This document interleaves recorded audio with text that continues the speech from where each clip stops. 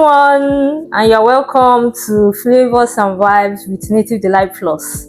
I still remain your humble host in Kim, and I have here with me a very beautiful chef. Yes, she's a slaying chef, and her name is Chef Slim, right? What's actually your real name? Because I know Chef Slim is actually a nickname. So what's your real name? Okay, I go with different names, but in my certificate, publicly I'm known as Blessing Collins. Wow. But other people still call me Splendor because that is also my brand's name. Wow, that's good. Splendor. I don't think I've heard that name before, but it's actually a good name.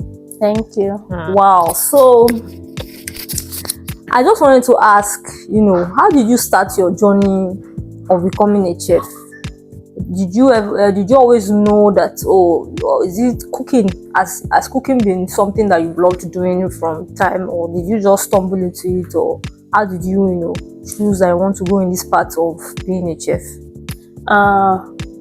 Generally, food or cooking has been my first love right from childhood. Like since I was 7, I've already started cooking. Wow. Like at the age of by the time I was in just 3 SS1, I was already cooking for selling, like cook and sell. Wow. Yes, at that age I was already cooking food that is fit to be sold. Yes, so it was something I was so in love. Imagine one choosing food and nutrition over agri because of the love, not even minding the cost, extra cost it will incur. But I choose it. It's something I loved, and I don't think I'm gonna stop loving to cook. I might not really love to eat like that, but that's another thing.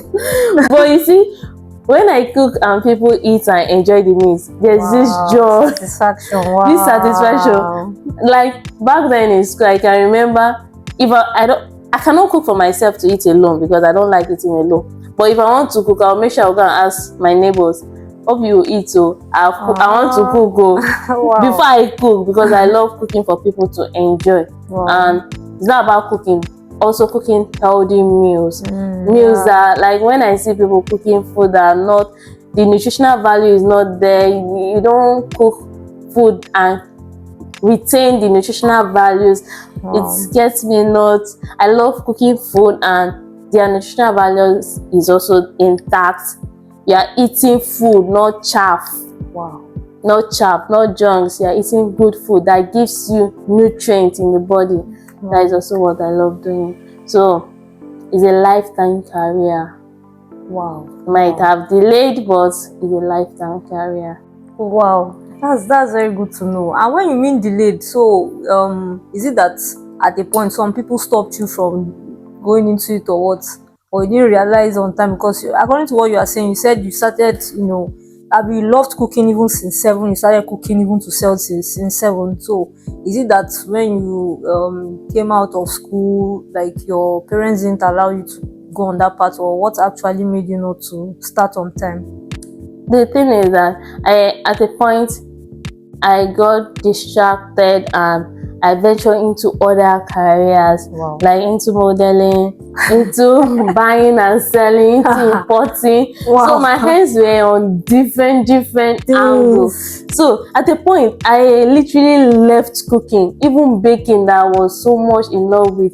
Wow. I literally left them for a long period of time. Wow. And at a point, I got to realize that this is what I love doing the most. So other things that, though those ones also bring the funds, but there's a difference between doing something you love doing and doing something passion.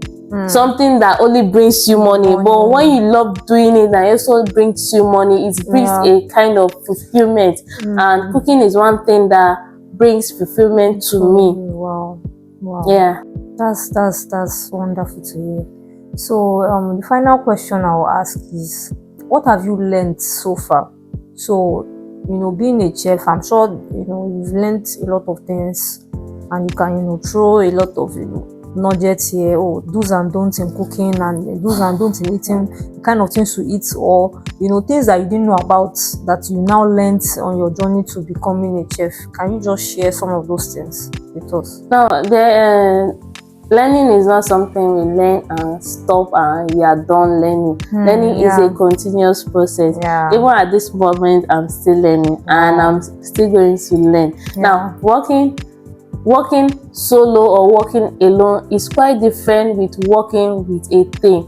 And a team, when you are expected to lead, is quite different. You have to learn perseverance. You have to learn how to control. Sometimes people just do things that you want to spark, but you just have to control. You have to learn how to manage people, how to solve problems, a lot of things that comes along. When it comes to the food space, innovation does not end, it does not finish. You need to keep learning, to keep innovating. So the knowledge you have before, you need to keep updating it to meet up with this initially things that must have been done back in those years, and not things they are doing now. We have if you go on Instagram now, you keep seeing Bucci all kinds of online chefs and how they innovate, doing all kinds of things. Initially, all these things are not being done. All these things are not being tried out, but that is one thing. You don't just learn and you are done learning. You keep learning every day. So I don't think we are going to stop learning. So it's something I'll keep learning and improving myself. But in the next 5 to 10 years to come now, things I know now might be outdated. I'll have to update my knowledge. Wow. So can I ask one question? Because why is it that they say noodles is bad for the health?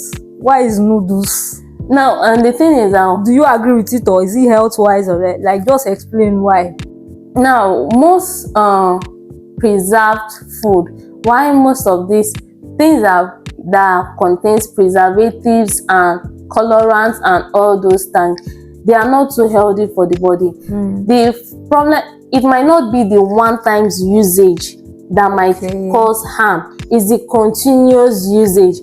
Now, the olden age, our parents do not use all these things. They were not even aware. They eat good food, they eat healthy food, down from the farm to the house. That is what they eat. But now we have a lot of, like, literally, I can't say my statistic is right also because I have not done any statistics. Let's say 80% of what we eat are preserved, like pass through preservatives. Now, all those preservatives, colorants, and all those things, when they accumulate in the body system, those are what cause a long time problems in our health. That is why our doctors keep advising us to cut down preserved food, junk food, eat more of natural and healthy food that are grown without chemicals and fertilizer.